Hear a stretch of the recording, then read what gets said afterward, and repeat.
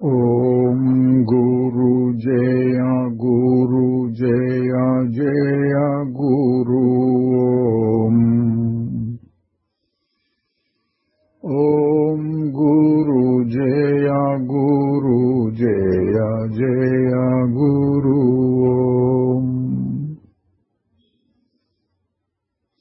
ఓం గురు జయ గురు జయ జయ గురు ఓం గురు జయ గురు జయ జయ గురు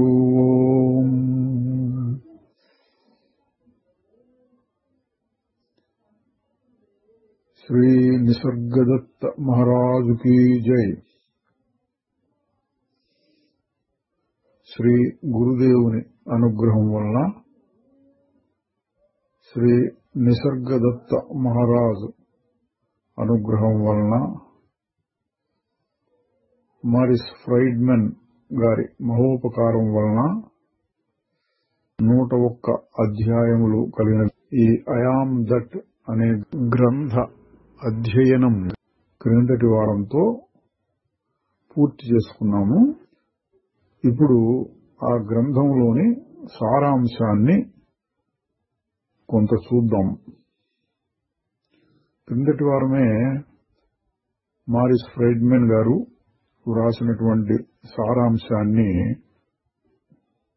అట్లాగే ఆ పుస్తకం ముందు మాటగా వ్రాసినటువంటి సారాంశాన్ని చూశాము। కొందరు సిద్ధ సాధక మహాశయులు వెలుగుచ్చిన అభిప్రాయాలను అనుభవాలను కూడా చూశాము। ఇప్పుడు ఈ గ్రంథం యొక్క సారాంశం తెలిసిన దాన్నే మళ్లీ ఇంకొకసారి తెలిసిన దాన్ని నేను ఎందుకంటున్నామంటే దాదాపుగా ప్రతి అధ్యాయంలోనూ అవే విషయాలు వస్తూ ఉంటాయి। అసలు ఈ పుస్తకం పేరే పెట్టారు ఐయామ్ దట్, అంటే నేను అది అని। ఆ ఒక్క మాటలోనే వచ్చేస్తుంది ఈ పుస్తకం యొక్క సారాంశం అంతా। అయితే మననం కోసంగా అంటే మళ్లీ మళ్లీ అనుకుని మనస్సులో నిలబెట్టుకుంటూ ఉంటే అది గట్టిపడి మన అనుభవాన్ని దృఢం చేస్తుంది। అందుకొరకు మళ్లీ ఒకసారి దాన్ని చూద్దాం। మహారాజు గారు చెప్పిన వాటిల్లో విశేషమైనవి ఏమీ లేవండి।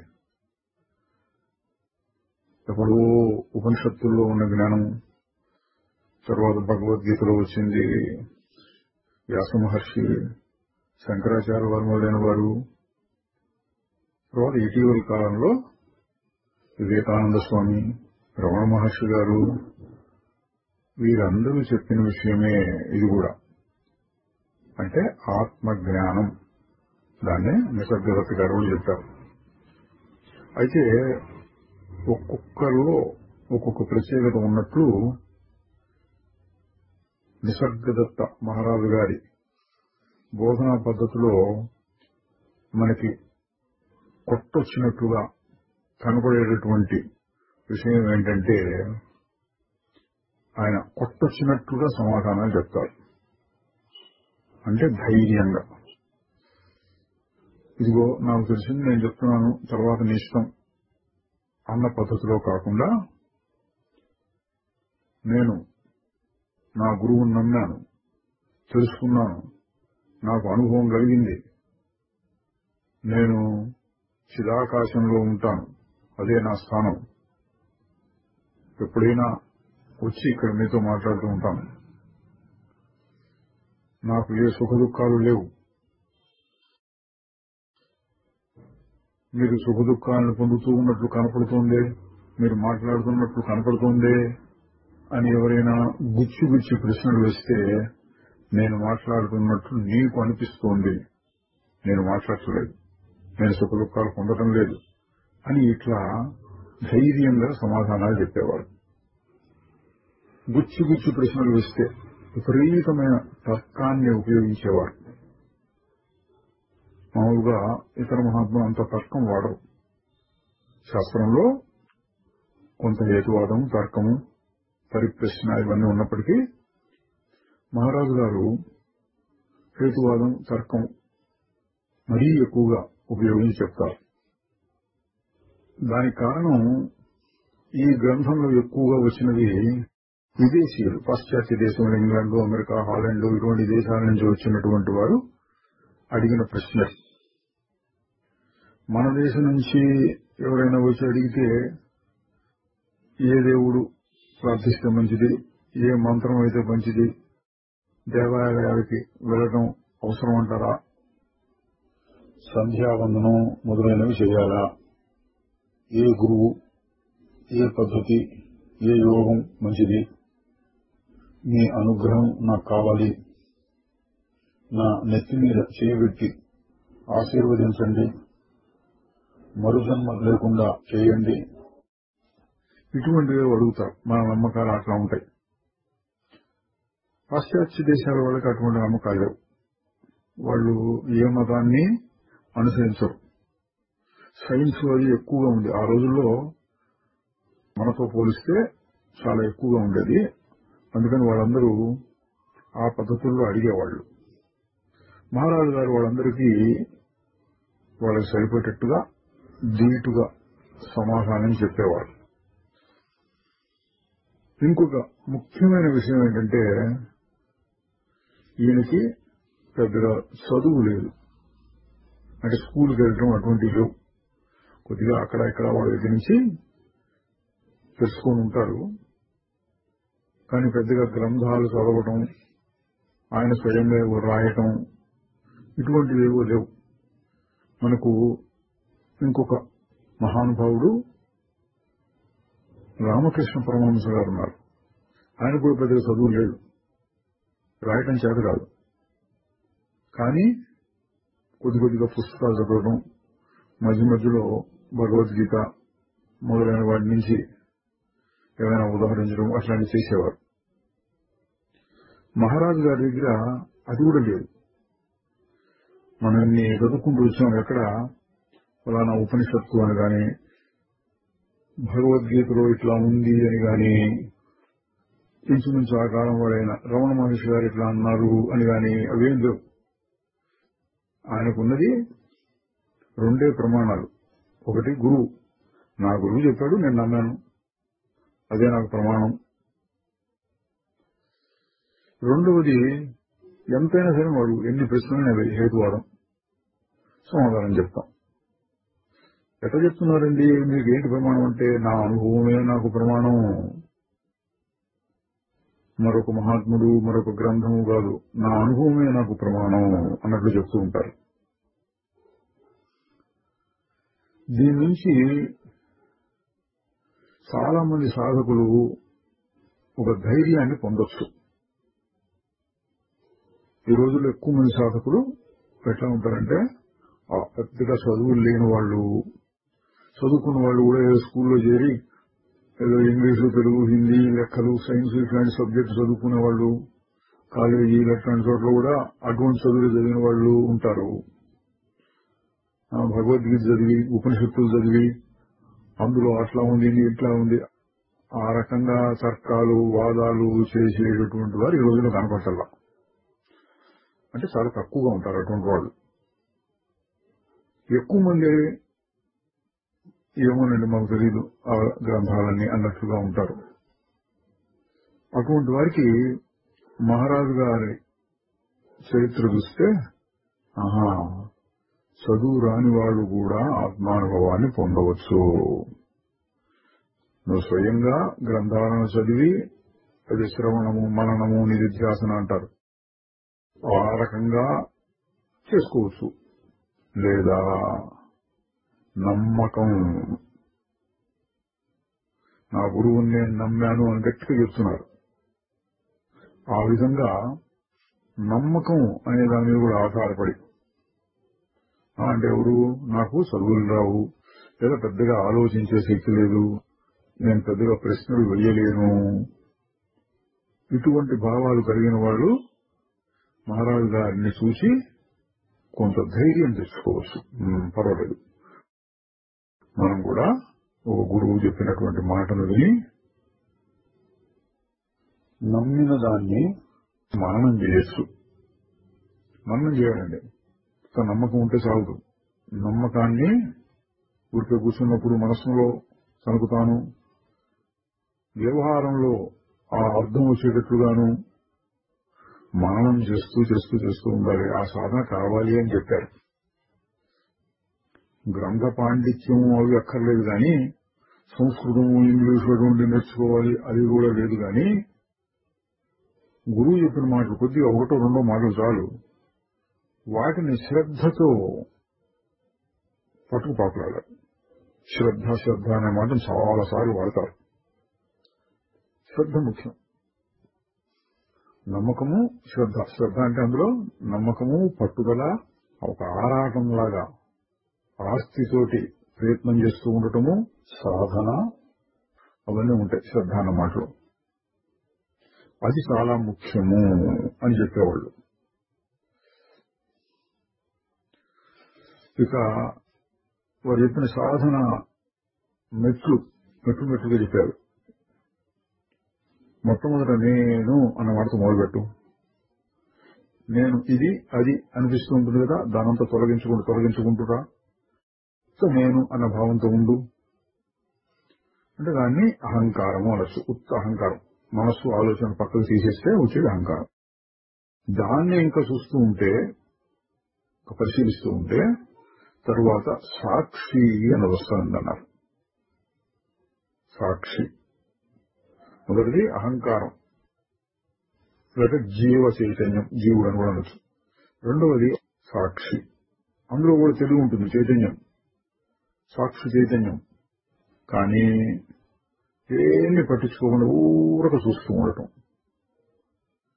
ఇంకా దాన్ని కూడా పరిశీలిస్తూ ఉంటే శుద్ధ చైతన్యం, సాక్షి అనేది కూడా లేదు, ఆ ప్రపంచం అనేది లేదు. అక్కడ ఊరక ఉండటం, గాఢ నిద్రలో లాగా అన్నీ ఏవో కనపడుతున్నాయా లేదా అన్నట్టుగా ఉండటం. దాన్ని శుద్ధ చైతన్యము అన్నారు. ఆ తర్వాత ఏముంటుందంటే ఇక భావాతీతం, ఉత్త ఉండటమే, ఉత్త ఉనికి, ఊరక ఉండటం. తెలివి చైతన్యం అనే మాట కూడా లేదు, అటువంటి స్థితి వస్తుంది అన్నారు. ఇవి మెట్లుగా చెప్పినప్పటికీ సామాన్య సాధకులకి కావాల్సింది ఏంటి? నేను అన్న దాంతో మొదలుపెట్టి సాక్షి అన్న దాని దగ్గరికి వచ్చి అది బాగా కుదిరితే ప్రపంచ వ్యవహారం అంతా ఒక నాటకంలాగా జరిగిపోతుంది. తాను సాక్షి మాత్రంగా సుఖదుఖాలకు అతీతంగా ప్రశాంతంగా ఉండగలుగుతాడు. జీవన్ముక్త స్థితి ముఖ్యంగా మహారాజు గారు చెప్పింది ఏంటంటే, బతికుండగానే మోక్షం, జీవన్ముక్తి. మహారాజు గారు చెప్పింది ఏంటి? భూతకాలం భవిష్యత్ కాలం నీ మీద ప్రభావం చూపకూడదు. భూతకాలం అంటే అన్ని జ్ఞాపకాలు ఉండొచ్చు, అది ఫలానాన్ని గుర్తించవచ్చు, కానీ అది నిన్ను బాధ పెట్టకూడదు. జ్ఞాపకం ఎన్నో వస్తువులు కంటే ఎదుర్కొంటే కనపడుతున్నాయి, అట్లాగే జ్ఞాపకం అనేది కూడా ఒక వస్తువులాగా వస్తుంది, పోతుంది. అది పోయినా ఇంకోటేదో గుర్తొస్తుంది, పోతుంది. అంతవరకే దాని విలువ. అది నిజము అనేటువంటి విలువ దానికి ఇచ్చి మళ్లీ దాని గురించి మననం చేస్తూ ఉంటే నీకు సుఖ దుఃఖాలు కలుగుతాయి. మనకు వచ్చిన ఈ గ్రంథంలో మహారాజు గారు ఎప్పుడు చాలా పై స్థాయిలోనే మాట్లాడుతున్నట్టు కనిపిస్తుంది. అప్పుడప్పుడు కొంచెం కింది స్థాయిలో వివేకము, వైరాగ్యము, లేదా ఏదో మంత్ర జపం చేసుకో, ఇట్లాంటివి కూడా చాలా అరుదుగా చెప్పినట్టు కనిపిస్తుంది. అయితే అంత మాత్రమే కాదు, చాలా మంది చదువు రాని వాళ్ళు మహారాజు గారు షాప్ లో కూర్చొని సరుకులు అమ్ముకుంటున్నప్పుడు ఆయన దగ్గరకు వచ్చి ఎంతో మంది వినిపోతుండేవాళ్ళు, చెప్పించుకొని వినిపోతుండేవాళ్ళు. మరి వారందరికీ ఏ రకంగా చెప్పేవారు, తర్కం ఉపయోగించేవారు, ఎట్లా చెప్పేవారు, ఆత్మజ్ఞానం మరి ఇంకేమైనా చెప్పేవారు, ఆ విషయాలు అందుబాటులో లేవు. ఈ గ్రంథంలో మటుకు చాలా పై స్థాయిలోనే. అది కుదరకపోతే ఎప్పుడైనా ఒకసారి కొంచెం కింది స్థాయిలో చెప్పడం. వాచాగా చెప్పడం, గ్రంథ పాండిత్యం వీటిని పూర్తిగా నిరసించారు. అది ఎందుకు పనికిరానివి అన్నట్లు నిరసించారు. వాటిని వదిలేసుకోమన్నారు. అట్లాగే ఇంకొకటి ఏంటంటే, తన గురించి తాను చెప్పుకోవడం పెద్దగా కనపడలా. తన గురించి తాను చెప్పుకోవడం ఎక్కువగా, నేను నా గురువుని నమ్మాను అన్న విషయాన్ని ఎక్కువగా చెప్పారు. కానీ అట్లే కొద్దిగా సుఖదుఖాలు ఎప్పుడు కలిగినా నేను పట్టించుకోను అన్నట్లుగా చెప్పారు. కానీ తన చరిత్ర ఏంటి, ఏ ఊళ్ళో పుట్టాను, ఏం చదువుకున్నారు, మా గురువు గారి చరిత్ర ఇది, ఇటువంటి మాటలు కూడా ఏం చెప్పాల. గురువు మీద నమ్మకం ఉండాలి అంతే. ఇంకా గురు సేవ చేయాలి, గురువు గారి ఆశ్రమంలో పడి ఉండాలి చాలా కాలం, ఇటువంటి మాటలు కూడా లోకంలో ఉన్నాయి. మన ఇంట్లో ఉంటే కుదరదు, ఏదైనా ఆశ్రమానికి వెళ్ళిపోయి అక్కడ సాధన చేసుకోవాలి అని. వాటన్నిటినీ కూడా మహారాజు గారు ప్రోత్సహించలేదు, కాదు అన్నారు. ఈ విషయాలన్నింటినీ మనం చూశాము.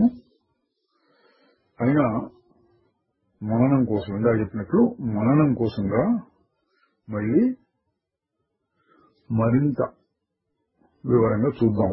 సారాంశాన్ని కొంచెం వివరంగా చూడటం, మరి 2-3 భాగాలుగా రావచ్చు.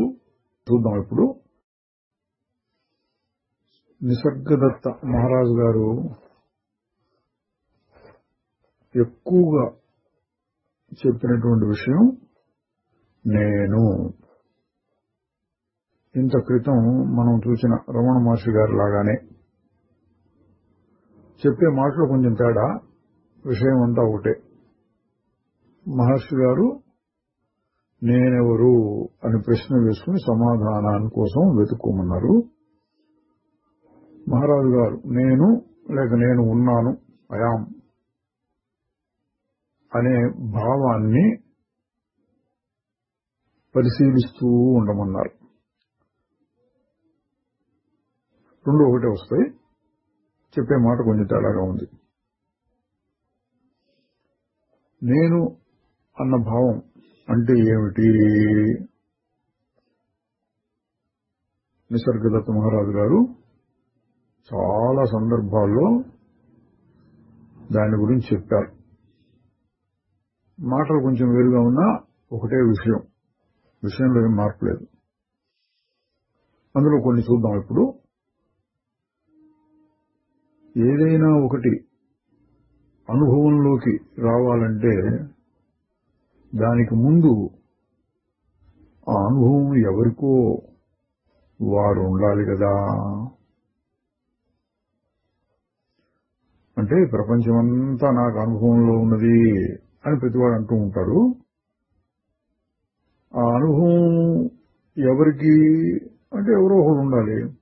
అది ఎవరు అంటే నేనే.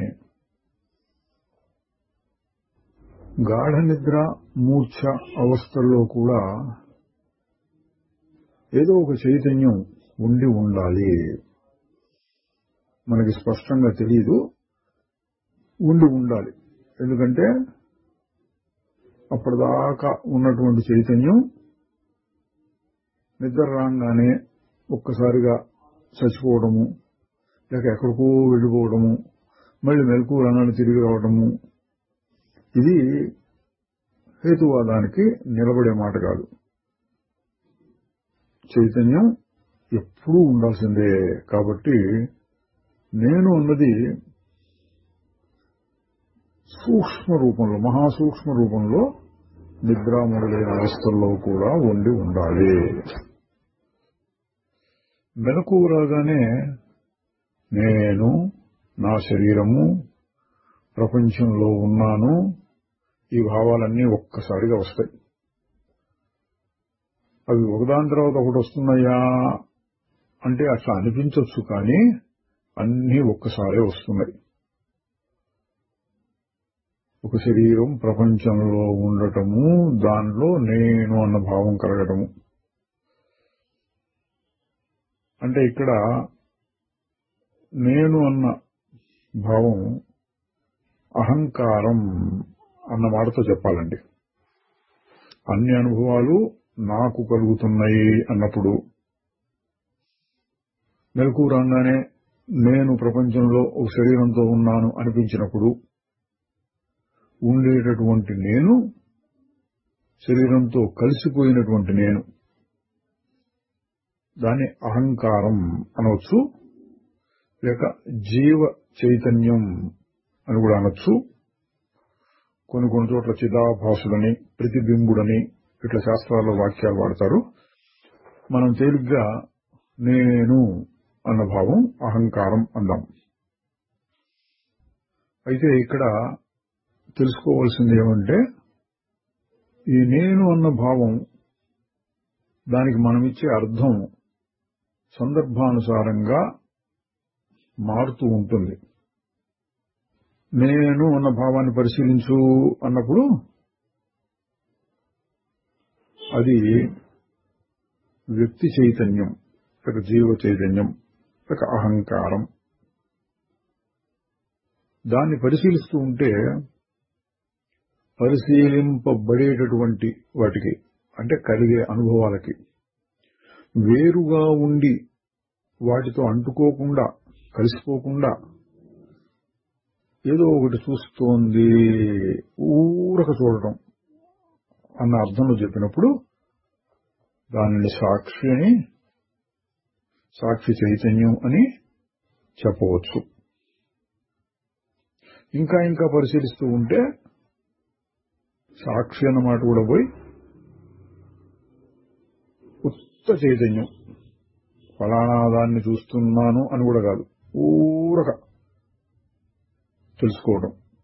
ఇంకో రకంగా చెబితే తను తాను తెలుసుకుంటున్నాను అన్నట్లుగా ఉండటం. దీన్ని శుద్ధ చైతన్యం అనొచ్చు. అంటే అహంకారం లేక జీవ చైతన్యం, తర్వాత సాక్షి చైతన్యం, తర్వాత శుద్ధ చైతన్యం, 3 రకాలుగా చెప్పారు. కొన్ని సందర్భాల్లో ఇంకా పైన ఇంకొకటి ఉంటుంది, అదేంటంటే ఉత్త ఉనికి అని కూడా చెప్పారు. తెలుసుకోవడం, నన్ను నేను తెలుసుకోవడం అని కానీ, ఉత్త తెలివి అని ఏమి లేకుండా ఏదో ఉంది అంతే అన్నట్టుంటుంది. అది ఏంటంటే దాని గురించి వివరించండి అంటే భావాతీతము, చెప్పటానికి వీల్లేనిది, ఊరక ఉండటం అంతే అని కూడా చెప్పారు. ఈ నేను భావాన్ని గురించి చెప్పే సందర్భంలోనే బయట విషయాలు సత్యంగా అనిపించడానికి కారణం ఏమిటి అంటే ఈ నేనే అన్నారు. ఎప్పుడో జరిగిపోయినవి జ్ఞాపకాల రూపంలో మనసులోకి వచ్చినప్పుడు ఫలానా రోజున జరిగిన విషయం అన్నట్లుగా అనిపిస్తుంది. అట్లాగే రాబోయే దాని గురించి ఊహ చేస్తూ ఉంటే అట్లా చేయాలి, ఇట్లా జరగాలి, జరుగుతుందేమో అన్నట్లుగా అనిపిస్తుంది. అంటే భూతకాలం, భవిష్యత్ కాలం, జ్ఞాపకాలు, ఊహలు. అది లేకుండా ప్రస్తుతం ఈ క్షణంలో ఏది ఎదుర్కొండా ఉందో దాన్ని చూసేటప్పుడు అది చూడటం మాత్రమే, అంటే ఆ అనుభవం మాత్రమే ఉంటుంది. ఎప్పుడు అనుభవించిన దాన్ని ఇప్పుడు గుర్తు తెచ్చుకుంటున్నాను అన్నట్టుండదు. ఇప్పుడే ఈ క్షణంలో అది ఉన్నది అన్నట్టు ఉంటుంది. దానికి కారణం ఏమిటి అంటే నీ ఉనికియే. నీ ఉనికి అంటే నేను అన్న ఉనికి, అది ఎప్పుడూ ఉంటుంది. కాబట్టే దానివలన గ్రహింపబడే పదార్థాలు గ్రహింపబడే క్షణంలో నిజం అన్నట్లు ఉంటాయి. అయిపోయిన దాన్ని గుర్తు తెచ్చుకోవడంలోనూ, రాబోయే దాన్ని ఊహించడంలోనూ అవి సత్యము అన్న అనుభవం ఉండదు. ఈ క్షణంలో జరిగే వాటికి ఉంటుంది. దానికి కారణం నా ఉనికియే అన్నారు. నీవు పుట్టక ముందు నేను లేను, చనిపోయిన తర్వాత నేను ఉండను అని నువ్వు ఖచ్చితంగా ఎట్లా చెప్పగలవు? అంటే పుట్టడానికి ముందు, చనిపోయిన తర్వాత ఏముంటుందో అది నీ అనుభవంలో లేదు కదా. అందుకని నేను ఉండనండి పుట్టక ముందు గాని చనిపోయిన తర్వాత కానీ నేను ఉండను అని నువ్వు గట్టిగా చెప్పడానికి కూడా హేతువాదం ప్రకారం, తర్కం ప్రకారం కుదరదు. ఏమో ఉన్నావేమో, కాదు లేని ఎట్లా చెప్తావు నువ్వు? వాళ్ళు చెప్పిన లేను అన్న అనుభవం ఉంటే కదా నువ్వు చెప్పేది. ఆ లేను అన్న అనుభవాన్ని పొందటానికి కూడా నువ్వు ఉండాలి కదా. ఇది మహారాజు గారి తర్కం. మరి గాఢ నిద్రలో నేననేది లేదు కదా అంటే, నువ్వు మెలకువలో ఉన్నప్పుడు కూడా నీవు ఎన్ని విషయాలను గుర్తుపెట్టుకోగలుగుతున్నావు? నీకు చాలా విషయాలు గుర్తుండవు, మర్చిపోతున్నావు. నువ్వు మర్చిపోయినంత మాత్రం చేత చైతన్యం లేకుండా పోయింది అని కాదు, ఆ విషయం యొక్క జ్ఞాపకం లేకుండా పోయింది, నువ్వు లేకుండా పోలేదు. ఇది కూడా గమనించవలసిన విషయం అండి. పొద్దున్నుంచి సాయంత్రం దాకా మనకి ఎన్ని అనుభవాలు కలుగుతాయి అంటే 1000, 10,000, 1,00,000 కూడా చెప్పచ్చు. అట్లా రోడ్డమ్మ నడుచుకుంటూ వెళ్ళాం, పక్కన ఏదో చిన్న గడ్డి లాంటిది కనిపించింది, ఏదో చెట్టు లాంటిది కనిపించింది, ఎవరు మనిషి కనిపించాడు, ఏదో పక్షి కనిపించింది, ఏవో నీళ్లు కనపడ్డాయి, కుక్క కనపడింది, మన పక్కగా తప్పుకున్నాం. ఇట్లాంటివి ఎన్నెన్నెన్నెన్నెన్నెన్నో జరుగుతూ ఉంటాయి. అవన్నీ కళ్ళు చూస్తూనే ఉంటాయి. ఆ క్షణంలో ఏదో అనుభవం ఉన్నట్టు అనిపిస్తుంది, కానీ అవి ఏవి గుర్తుండవు. మనం ఏ పని మీద వెళ్తున్నాం, ఎందుకు వెళ్ళాము అది గుర్తుంటుంది. దోవలో ఏదైనా ముఖ్యమైనది మన మనస్సు కొంచెం తగిలింది, అంటుకున్నది, అటువంటిది ఏదైనా ఉంటే కాసేపు గుర్తుంటుంది. అవి కూడా చాలా వరకు మర్చిపోతాం. అందువలన ఈ మరుపు అనేది జరిగిన విషయాన్ని గుర్తుపెట్టుకోలేకపోవడం, దాన్ని మరపు అనొచ్చు. కానీ నేను లేకుండా పోయినాను అనలేవు. నిద్రపోయినప్పుడు ఏమో ప్రపంచం ఉందో లేదో నాకు తెలియదు అనొచ్చు, కానీ నేను లేను అనగలవా అంటున్నారండి. నేను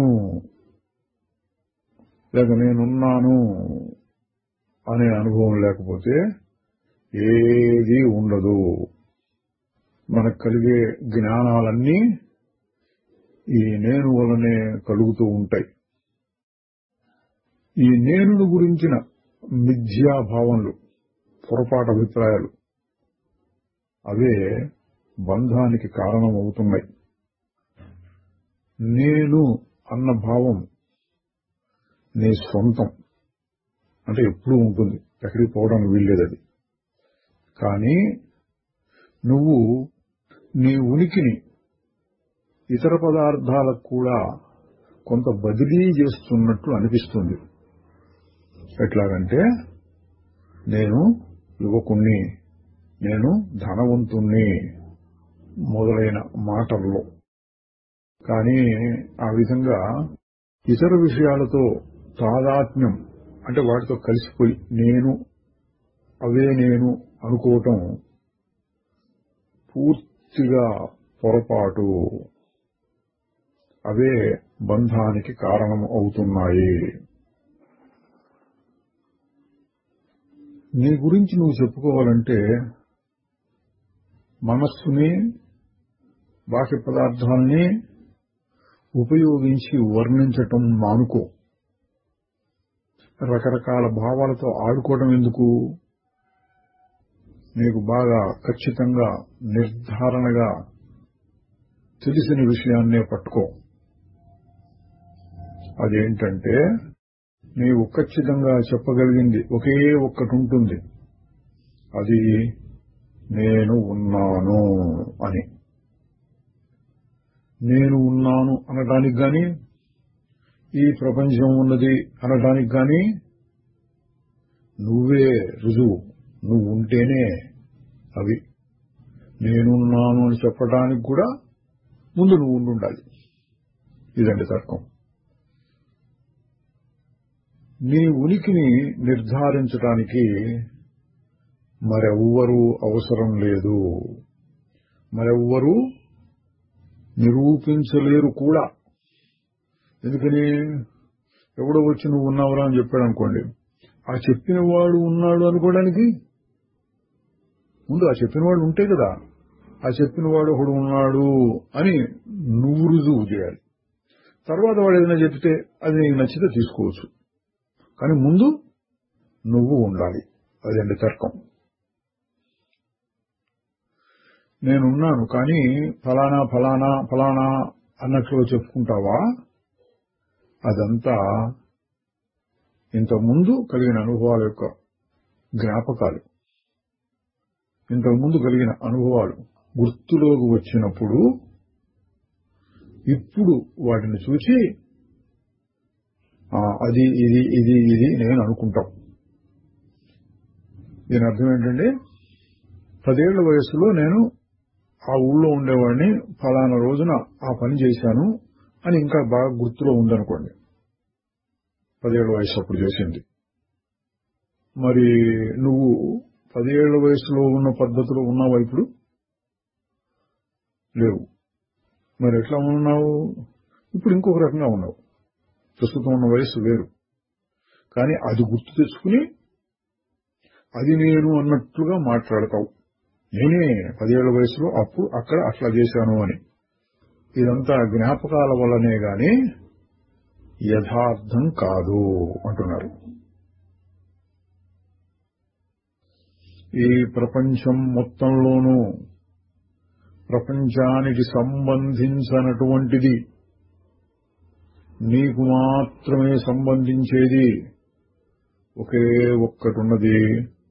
అదే నేను భావం. నువ్వు ఎంత తంటాలు పడినా నేనున్నా అన్నదాన్ని నేను లేను అన్న భావంగా మార్చలేవు. నేను లేను అని చెప్పుకోవాలన్నా నువ్వు ముందు ఉండాలి కదా. నీ గురించి నీకు తెలుసును అనుకుంటున్నావు, కానీ నీకు తెలిసిందల్లా నేను ఫలానా ఫలానా అని. నిజమేమంటే నీవెవరో నీవు ఎన్నటికీ తెలుసుకోలేవు. ఇక్కడ ఏ అర్థంలో చెప్తారండి? ప్రపంచంలోని పదార్థాలను తెలుసుకున్న పద్ధతిలో నిన్ను నీవు తెలుసుకోలేవు. నేను సాధన మొదలుపెట్టడానికి దేని మీద ఆధారపడకుండా స్వయం సిద్ధమైనటువంటి ఒక సత్యంతో మొదలు పెట్టాలి కదా. అది ఏమిటి అని అడిగితే అటువంటిది ఉంటుంది. అదేమంటే నేను అన్న భావమే. దాంతో మొదలుపెట్టు అన్నారు. నేను అన్న భావం అది మిథ్యయా సత్యమా అని అడిగితే, యథార్థానికి నేను అన్న భావం పొరపాటు కాదు, కానీ నిన్ను నీవు ఏదిగా భావించుకుంటున్నావో అది పొరపాటు. నిన్ను నీవుగా ఊహించుకునేవేవి నువ్వు కావు అని నేను గట్టిగా చెప్పగలను. నువ్వు యుక్తిని అంటే తర్కాన్ని వాడతావో వాడవో, నువ్వు ఏం చేసినా స్పష్టంగా కనపడేదాన్ని నువ్వు కాదనలేవు. నీకు తెలియబడేది ఏది నువ్వు కావు. నేను ఉన్నాను అనేదే అంతిమమైన సత్యం. దాన్ని ప్రతివాడు తనకు తానుగా కనుక్కోవాలి. నీ మనస్సు సహాయంతో తెలియబడేది అంతా మనస్సుదే, అది నువ్వు కాదు. నీ గురించి నువ్వు ఖచ్చితంగా చెప్పగలిగిందంతా నేనున్నాను, నేను తెలివితో ఉన్నాను అంత మాత్రమే. నువ్వెవరో తెలుసుకోవాలంటే నువ్వు కానిది ఏదో తెలుసుకోవాలి. ఇదండి మహారాజు గారు చాలాసార్లు చెప్తారు. జ్ఞానయోగంలో ముఖ్యమైన భాగం ఇది. నువ్వెవరు అంటే సూటుగా దాన్ని ఇట్లా అని చూపించి తెలుసుకోవడం కాదు. నువ్వు కాందేదో నువ్వు తెలుసుకుంటే ఏది మిగులుతుందో అది నువ్వు. అదే భావాన్ని నిసర్గదత్త గారు కూడా చాలాసార్లు చెప్పారు. నువ్వెవరో తెలుసుకోవాలంటే నువ్వు కానిది ఏదో తెలుసుకోవాలి. అందుకోసం నిన్ను నువ్వు జాగ్రత్తగా పరిశీలించుకుంటూ ఉండాలి. నేను అన్న భావంతో సరిపోకుండా ఉండేటటువంటి భావాలన్నింటినీ వదిలించుకుంటూ పోవాలి అని మహారాజు గారు కొంత వివరంగా చెబుతున్నారు. నేను కాకుండానే నేను అనుకునే భావాలు ఎట్లా ఉంటాయి అంటే, నేను ఫలానా చోట పుట్టాను, ఫలానా సమయంలో పుట్టాను, ఫలానా వారు నా తల్లిదండ్రులు, నేను ఇప్పుడు ఇక్కడ ఫలానా వ్యక్తిగా ఉంటున్నాను, ఫలానా చోట ఉంటున్నాను, ఫలానా వారితో పెళ్లయింది, నేను ఫలానా వారికి తల్లి లేక తండ్రిని, నేను ఫలానా చోట ఉద్యోగము, వ్యాపారము, వ్యవసాయము చేసుకుంటూ ఉంటాను. ఇంకా ఇట్లాంటి చాలా భావాలుంటాయి తన గురించి తనకి. అవి ఏవి కూడా సహజమైన మూలమైనటువంటి నేను అన్న భావంతో ఇమిడిపోవు.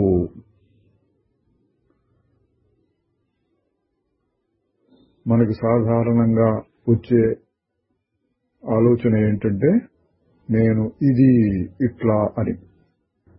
ఈ భావాలన్నింటినీ నేను నావి అనే వాటిని పట్టుదలతోటి విడవకుండా నేను భావం నుంచి వేరు చేసుకుంటూ పోవాలి. ఏదీ కాకుండా ఉండటం, ఊరక ఉండటం, ఇది అది అనేవేవి కాకుండా ఉండటం ఎట్లా ఉంటుందో దాన్ని అనుభవంలో గుర్తించాలి.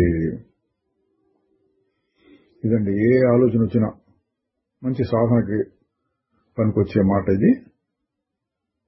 ఒక కూర్చోవడం, ఏ ఆలోచన వచ్చినా సరే ఇది నేను కాదు, నేను అంటే ఎవరు, ఏదో ఆలోచన వచ్చింది, ఇది కాదు,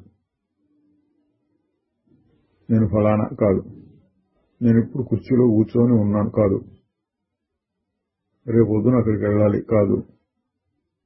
ఎందుకు ఇవన్నీ వస్తున్నాయి పోతున్నాయి. మరి నేను అన్న భావంతో ఎప్పుడు ఉండేదేంటి?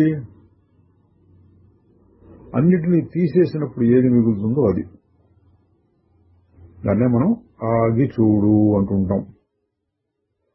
ఇంకో రకంగా చెప్తే గాఢ నిద్రలో ఎట్లా ఉంటుందో అట్లా ఉంటుంది. దాన్ని కనుక్కోవాలి. కనుక్కోవడం అంటే ప్రపంచకమైన విషయాలను కనుక్కున్నట్టుగా కాదు. ఇవన్నీ ఆగిపోయినప్పుడు ఏది ఉంటుందో అనుభవంలో చూడటం అంతే. బెల్లం గడ్డ ఎట్లా ఉంటుంది అంటే నోట్లో వేసుకోవడం, ఆ రుచి ఆహా అంటమే, చెప్పడానికి లేదు. ఇట్లా ఇట్లా ఇట్లా అని వర్ణించలేము దాన్ని. తర్వాత ఇదే విషయాన్ని మళ్ళీ ఎవరు అడిగితే చెప్పారు, నేనెవరు అన్న ఒక్క ప్రశ్న తప్ప తక్కిన అన్ని భావాలను వదులుకో. నీకు నువ్వు ఖచ్చితంగా నిర్ధారించుకోగలిగిన విషయం ఒకే ఒకటి, నేను అన్నది. అది నిశ్చయం. నేను ఇది అనేది నిశ్చయంగా తెలియదు. ఆ నేనుని అంటే మారకుండా ఉండేదాన్ని ఏదో కనుక్కోవడానికి శ్రమించు, బాగా తిప్పలబడు అన్నట్టుగా చెప్తున్నారు. శ్రమించి అంటే చూస్తూ ఉండంగా. ఏంటి శ్రమ అంటే అక్కడక్కడే శ్రమ అండి. ఇది ఒక పెద్ద సుత్తి లాంటిది ఇచ్చి బండలు బగలు కొట్టు అటువంటి శ్రమ కాదు. ఊరికే చూస్తూ ఉండాలి. గాలి వస్తుంది, చెట్ల ఆకులు కదులుతున్నాయి అనుకోండి, ఆకు ఎప్పుడు కదలకుండా ఉంటుంది గమనించు అంటే ఊరకు చూస్తూ ఉండాలి. ఎప్పుడో కాస్త గాలి తగ్గినప్పుడు ఇప్పుడు కదలతలా అని గుర్తించాలి. దీనికేం కావాలంటే ఇది ఒక రకమైన శ్రమ, మనస్సు ఏకాగ్రం చేసి చూడాలి. అటువంటి శ్రమ ఇక్కడ ఉండాలి. ఆ విధంగా శ్రమపడి నీ స్వరూపాన్ని నువ్వు తెలుసుకుంటున్నారు.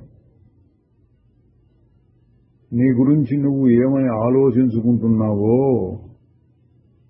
అది నువ్వు కాదు కాబట్టి అటువంటి భావాలను వదిలించుకో. తరువాత దేవుడు అన్నది కూడా నీ మనస్సులో కలిగే ఒక భావమే. యథార్థం నువ్వే. అంటే ఎవరికి వాడాలనుకున్నప్పుడు నేను, గురువు శిష్యుడికి చెప్పేటప్పుడు నువ్వే అంటారు. నీవు ఖచ్చితంగా చెప్పగలిగిన మాట ఒకటే, ఇక్కడ ఇప్పుడు నేను ఉన్నాను. అందులో నుండి ఇక్కడ ఇప్పుడు అంటే దేశము కాలం వాటిని తీసేసేయి. అప్పుడు ఏం మిగులుతుంది? నేను. చూడండి, ఇందులో ఏం లేదు, ఇక్కడ ఇప్పుడు తీసేయమంటున్నారు. తేలిగ్గా ఉంది వినటానికి. మరి ఇందులో ఏమి శ్రమ ఉంది అంటే ఆ భావాలు. నేను ఫలానా ఊళ్ళో ఫలానా చోట ఫలానా సమయంలో 2025 సంవత్సరం ఇట్లాంటివి ఏవో భావాలు ఉంటాయిగా, వాటిని తొలగించాలి. ఇందులో ఉండే శ్రమ ఏంటి? మనస్సులో వచ్చే భావాలను మనస్సుతోటే తొలగించాలి. రాళ్లు బద్దలు కొట్టడానికి సుత్తితో కొట్టినట్టు కాదు. అదే మనం అష్టావక్ర గీతలో చూచాం. కుతశ్చిత్ కౌశలాదేవా అన్నాడు. ఏదో ఒక నైపుణ్యం చేత తనకు కలిగేటటువంటి ఇతర భావాలని ఇది కాదు అని పక్కన పెట్టాలి. పక్కన పెట్టడం అంటే ఏంటి? నువ్వు బాగా అర్థం చేసుకుని పక్కన పెడితే అవి మళ్లీ రాకుండా ఉండాలి. అవి వస్తూనే ఉంటాయి, నేను తోసేస్తూ ఉంటాను, వస్తూనే ఉంటే తోసేస్తూనే ఉంటాను. అట్లా కాదు. నువ్వు బాగా అర్థం చేసుకుని నేను కాదు కదా అని ఒకసారి 2 సార్లు 3 సార్లు అట్లా శ్రమిస్తే, అంటే మనస్సులోనే శ్రమ, అప్పుడు అది రాకుండా పోతుంది. లేదా అంత తరచుగా రాకుండా ఎప్పుడో ఒకసారి వస్తూ ఉంటుంది. అటువంటి స్థితిని పొందమని చెప్తున్నారండి. అదే విషయాన్ని ఇంకో రకంగా చెబుతున్నారు. నేను ఇది, నేను అది అనేది అంతా ఒక కళ. శుద్ధమైన నేను అన్న దాంట్లోనూ సత్యత్వం అనేది నిలబడి ఉంటుంది. అంటే ఎప్పుడు ఉంటుంది. నేను అనేది ఎప్పుడు చూసినా ఉంటుంది. నిన్న, మొన్న, 10 రోజుల నాడు, రేపు, ఎప్పుడు చూసినా నేను అన్న భావం అదే ఉంటుంది. తక్కిన భావాలు మారిపోతూ ఉంటాయి. ఇంకా చెప్పింది అనుకోండి, ఫలానా ఊళ్ళో ఆ ఊరు మారిపోవచ్చు. ఫలానా తల్లిదండ్రులు అన్నారనుకోండి, అది కూడా మారిపోవచ్చు. నువ్వు ఆ తల్లిదండ్రులకు పుట్టలేదు, నువ్వు ఎక్కడో రోడ్డు పక్కన దొరికితే వాళ్ళు తెచ్చి పెంచుకుంటున్నారు అని ఎవరో చెప్పారనుకోండి, మారిపోతుంది. మారకుండా ఉండేదేంటి? ఎవ్వరూ మార్చలేనటువంటిది నేను భావం. అది మహారాజు గారు ఎప్పుడు మళ్ళీ మళ్ళీ చెప్పేది. మారిపోయే వాటిల్లో మారనటువంటి దాన్ని గ్రహించి దానితోటే ఉండు. దాన్ని కూడా దాటిపోయే వరకు అట్లాగే ఉండు.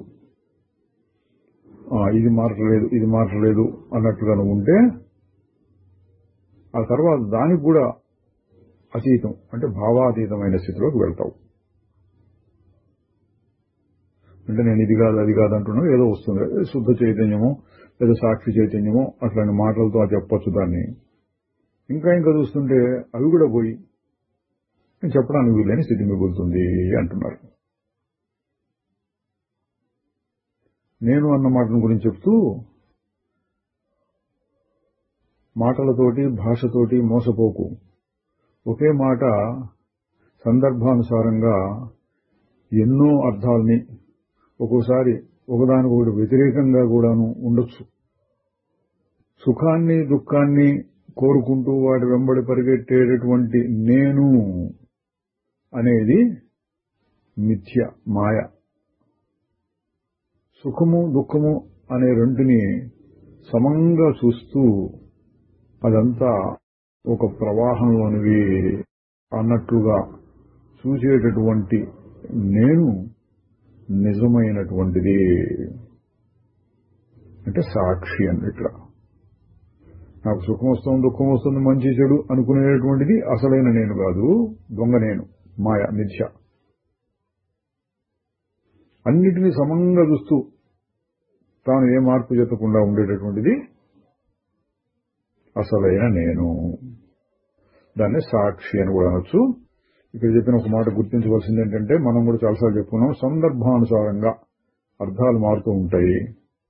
ముఖ్యంగా ఈ నేను అన్న మాటకి ఒక సందర్భంలో అహంకారం అనే మా అర్థం వస్తుంది, ఒక సందర్భంలో సాక్షి అని, ఒక సందర్భంలో భావాతీతం అని, ఇంకా తక్కువ అర్థాలు చెప్తే శరీరం అనే అర్థంలో కూడా ఒక్కోసారి వాడుతుంటారు. ఎవరైనా చనిపోతే ఆత్మశాంతి అంటారు, అదే జీవుడికి అన్నట్టు. ఆత్మహత్య అంటారు శరీరము అన్న అర్థంలో. సందర్భానుసారంగా గుర్తించాలి. మహారాజు గారు ఎక్కువగా ఈ 3-4 అర్థాల్లో చెబుతూ ఉంటారు. అహంకారం, సాక్షి, శుద్ధ చైతన్యం, భావాతీతం. సందర్భానుసారంగా గుర్తించాలి. ఎవరు ప్రశ్న అడిగారు, అసలు ప్రపంచం ఉండబట్టి కదా నేను అన్నది ఉంటుంది అంటే మహారాజు గారు అన్నారు, నేను అన్నది ఉండబట్టే ప్రపంచం ఉంటోంది. చూడండి, జ్ఞానశాస్త్రంలో ఉండేటటువంటి మెలిక. ప్రపంచం ఉంది, ప్రపంచంలో ఎన్నో వస్తువులు ఉన్నాయి, అందులో ఇదొకటి. ప్రకృతిలో ఎన్నో వస్తున్నాయి, అందులో భాగంగా నేను కూడా పుట్టాను. ఇది అందరికీ ఉండే అభిప్రాయం. జ్ఞానమయమైన దృష్టితో చూస్తే ఎట్లా ఉంది? నేను తెలుసుకుంటున్నాను కాబట్టి ప్రపంచం ఉంది, ప్రపంచం అంతా నా మనస్సులోనే ఉంది, నా తెలివిలో ఉంది, ప్రపంచం మొత్తానికి తెలివే ఆధారం అంటున్నారు మహారాజు గారు. ఆ దృష్టిలో చెప్పారు. మరి నేను అనేటువంటిది నిజమా లేక అసత్యమా అంటే ఇందా చెప్పిన దాన్ని మళ్ళీ చెబుతున్నారు. రెండును అన్నారు. నేను ఇది నేను అది అన్న అర్థంలో వాడినప్పుడు అది మిథ్య, భ్రమ, పొరపాటు. నేను ఇది కాదు అది కాదు అన్నట్లుగా అనిపిస్తే అది నిజం. అదండి, ఒక దృష్టితో చెప్పినప్పుడు నేను అబద్ధం, ఒక దృష్టితో చెప్తే నేను సత్యం. ఇందాక చెప్పింది మళ్ళీ ఇంకోసారి చెప్పారు. నువ్వు ఉన్నావు, అది నీకు తెలుసు, కానీ నువ్వు ఎవరవో నీకు తెలియదు. దానికోసం వెతుక్కో. నీ గురించి నీకున్న పొరపాటు అభిప్రాయాలన్నీ తొలగించుకో. అప్పుడు అది స్వయం ప్రకాశంగా, జాజ్వల్యమానంగా ప్రకాశిస్తుంది. ఆ ఆత్మజ్ఞానం కలగకుండా అడ్డుపడేది మనస్సే. తరువాత నేనెవరు అన్న ప్రశ్నను గురించి చెప్తూ, ఆ ప్రశ్నకు సమాధానం వ్యక్తి చైతన్యంలో ఉండదు. అయితే దాన్ని అంటే ఆ వ్యక్తిత్వాన్ని దాటిపోవడానికి అది ఉపయోగిస్తుంది. దీని అర్థం ఏంటండి? నేనెవరు అంటుంటే నేనెవరంటే ఫలానా అన్నట్లుగా సమాధానం రాదు. ఫలానా అంటే ప్రాపంచికమైన సమాధానం అవుతుంది. అట్లా ఏముండదు. ఏమవుతుంది? ఈ వ్యక్తి చైతన్యం అంటే రకరకాల ఆలోచనలు, భావాలు అవి ఆగిపోయి దానికి అతీతమైన స్థితి అంటే సాక్షి చైతన్యం, ఆ తర్వాత శుద్ధ చైతన్యం అక్కడికి వెళ్ళటానికి ఉపయోగిస్తుంది నేనెవరున్న ప్రశ్న అన్నారు. నేను అనేది ఈ ప్రపంచంలోనే ఉన్నది. అయితే ఈ ప్రపంచాన్ని దాటి బయటికి వెళ్ళటానికి మధ్యలో ఉన్న తలుపుని తెరవటానికి అది ఉపయోగిస్తుంది. అంటే ఇక్కడ పోలిక ఏంటండి? మనం ఇటువైపు ఉన్నాము, అవతల వైపు ఆత్మ లేక శుద్ధ చైతన్యం ప్రపంచం ఉన్నది, మధ్యలో ఉన్న తలుపు నేను, దాన్ని తెరవాలి అంటున్నారు. అంటే అహంకారం నశిస్తే నీకు ఆ మోక్ష పదవి ప్రాప్తిస్తుంది.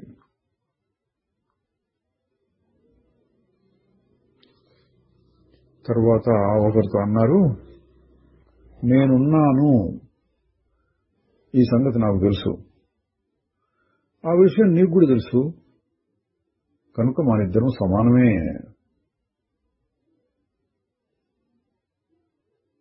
ఈ నేను భావం యొక్క లోతుల్లోకి అన్వేషించుకుంటూ పో.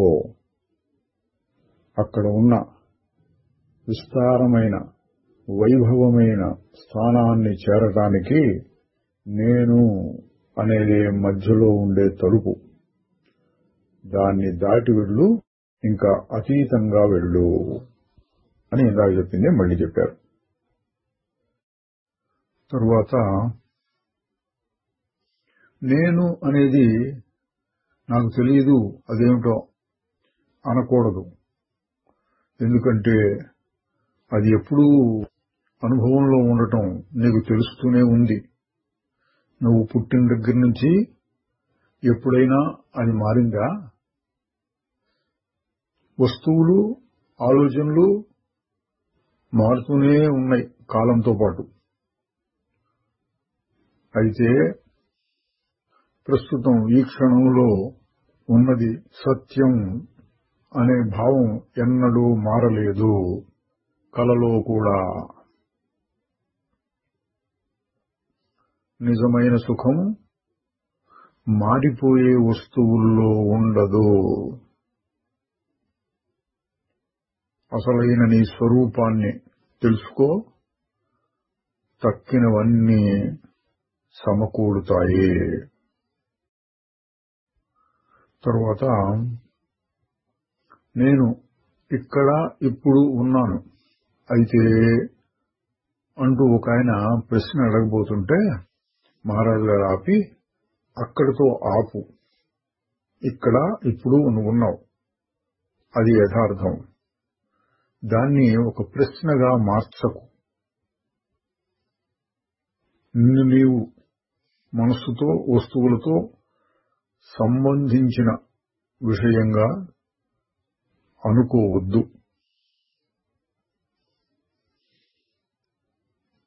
తరువాత ఉండటం అనే దానికి ఉత్తుగా ఉండటం ఎట్లా? ఏదో ఒకటి అయి ఉండాలి కదా. నేను అంటే మహారాజు గారు అన్నారు, నువ్వు అన్నదానికి అది వ్యతిరేకం. ఉండటానికి నువ్వు ఏమీ కాకుండా ఉండాలి. అంటే ఫలానా ఫలానా అనేది కాకుండా ఉంటే నువ్వు సరిగ్గా ఉన్నట్టు. నిన్ను నువ్వు ఏదో ఒకటిగా భావించుకుంటూ ఉంటే అది మరణము, నరకము. అంటే ఇది అనుకుంటే అవన్నీ మారిపోతే చచ్చిపోతావు అని. నేను ఈ శరీరం అనే భావాన్ని వదిలేసి నేనెవరు అన్న ప్రశ్నని నిలబెట్టుకో. ఇక దాని పని మొదలవుతుంది. సత్యం నీకు గోచరమయ్యేటట్లు చేస్తుంది. నువ్వు నిర్భయంగా ఆ ప్రశ్నను ఎదుర్కోవాలి.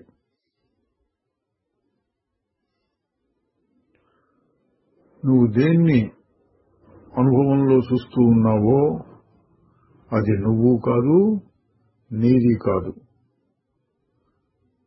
చూడటానికి కావలసిన తెలివి అనే శక్తి, తెలివి శక్తి, అది నువ్వు.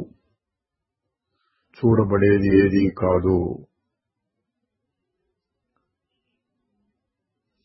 తర్వాత శుద్ధ చైతన్యం గురించి చాలాసార్లు చెప్పారు. ఎక్కువగా చెప్పింది దాని గురించే అనుకోవచ్చు. చైతన్యం, శుద్ధ చైతన్యం. శుద్ధ చైతన్యం కాలానికి సంబంధించినది కాదు. కాలం అనేది వ్యక్తి చైతన్యంలో. ఇక్కడ వ్యక్తి చైతన్యం అంటే ఇందాక నేను చెప్పిందే, నేను ఫలానా ఫలానా అనుకుంటూ ఉండటం వ్యక్తి చైతన్యం, లేక ఒక జీవునికి సంబంధించింది, లేక అహంకారం. అందులో సమయం, భూతం, భవిష్యత్తు, వర్తమానం ఇటువంటివి ఉంటాయి. శుద్ధ చైతన్యం వాటికి సంబంధం లేనిది.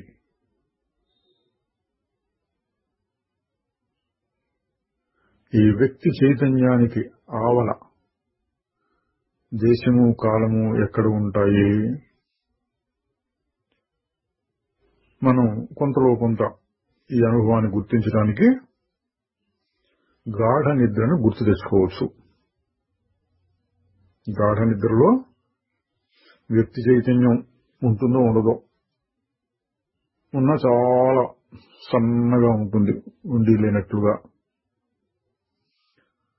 అప్పుడు ఫలానా చోట ఫలానా కాలం అనే మాట ఉండదు, దేశకాలాలు ఉండవు.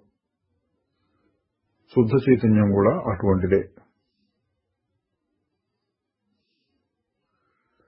ఈ వ్యక్తి చైతన్యానికి మూలమైనటువంటిది అంటే నేను అహంకారానికి కూడా ఏదో ఒకటి మూలంగా ఉండాలి. దాన్నే నేనెవరు అన్న ప్రశ్నతోటి లేక నేను భావాన్ని పరిశీలించడంతో మనం అమూలానికి చేరుకోవాలి. నేను యొక్క మూలం అంటారు రమణ మహర్షి గారు. ఆ నేను యొక్క మూలం ఈ వ్యక్తి చైతన్యం చేత చూడబడేది కాదు. ఆ మూలాన్ని చూడటం అంటే మూలంగా ఉండటమే.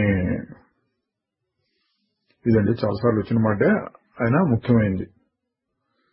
దీన్ని తెలుసుకున్నాను, దాన్ని తెలుసుకున్నాను, దీన్ని తెలుసుకున్నాను అనేటువంటిది ఈ వ్యక్తి చైతన్యం లేక ఒక్కోసారి ప్రతిబింబ చైతన్యం అనే మాట కూడా వాడుతూ ఉంటారు.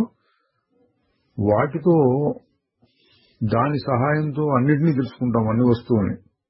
కానీ దాని మూలాన్ని తెలుసుకోవడానికి అది పనికిరాదు. ఎందుకు? అది ఆగిపోయినప్పుడే మూలం బయటపడుతుంది.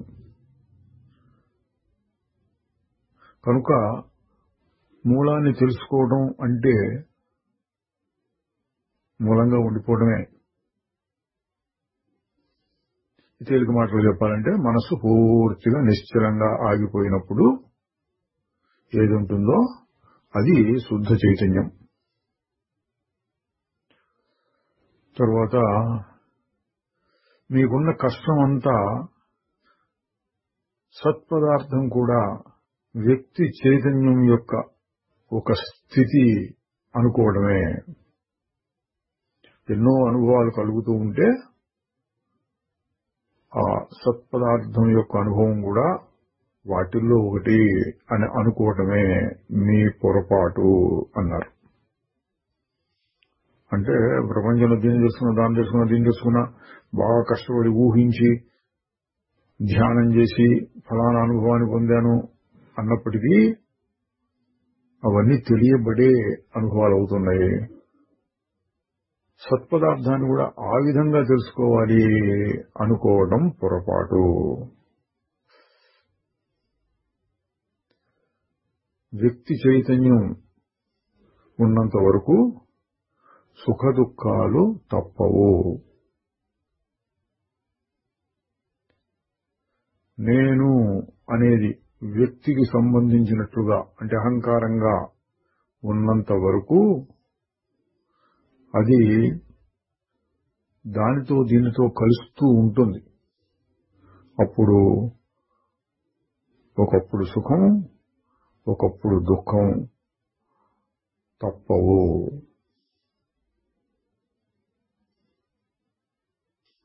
ఎవరో అడిగారు, ఈ వ్యక్తి చైతన్యం అదే ఒక ప్రతిబింబం లాంటిది, అంటే శుద్ధమైన ఆత్మ భావాతీతం చెప్పడానికి వీలైనది ఉంటుంది. కానీ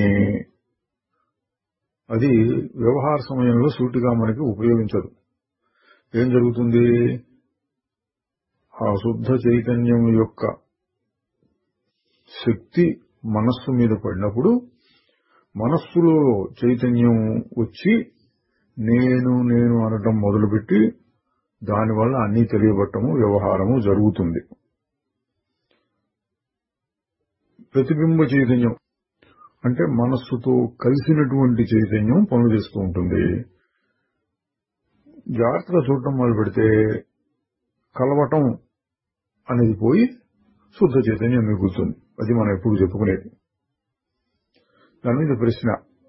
ఈ ప్రతిబింబ చైతన్యం అంటే మనస్సులో పడినటువంటి చైతన్యం సత్పదార్థాన్ని ఎట్లా పట్టుకోగలుగుతుంది అంటే మహారాజు గారు అన్నారు, వ్యక్తి చైతన్యం, అందులో ఉండే వస్తువులు అన్నీ కూడా ప్రతిబింబాలే, మారిపోయేవే, అశాశ్వతాలే అని తెలుసుకోవటమే సత్యాన్ని తెలుసుకోవడం. అంటే ఇవి కావు కావు కావు, ఇందాక వచ్చింది, ఇవి కాదు కాదు కాదు అంటూ ఉంటే అన్నిటినీ నిషేధిస్తే ఏమవుతుంది, మనసు ఆగిపోతుంది. అప్పుడు ఏది ఉంటుందో ఆ అనుభవమే అసలైన శుద్ధమైన చైతన్యము.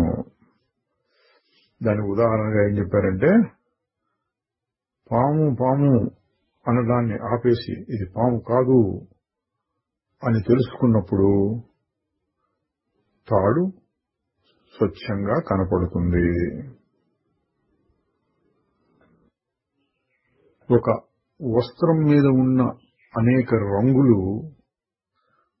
వెలుతురు వలన రూపపడుతున్నాయి. అంటే వెలుతురు ఉన్నప్పుడు ఆ రంగులన్నీ కనబడుతున్నాయి. కానీ వెలుతురు ఏ రంగు కాదు. ఇదండి స్వచ్ఛమైన శుద్ధమైన చైతన్యానికి అహంకారంలో పడ్డటువంటి ఆ వ్యక్తి చైతన్యానికి తేడా. శుద్ధ చైతన్యం, శుద్ధ చైతన్యం అన్నిటినీ తెలుపిడి చేయడానికి సిద్ధంగా ఉంటుంది. ప్రతిబింబ చైతన్యం రకరకాలు చూపిస్తుంది, రకరకాలు.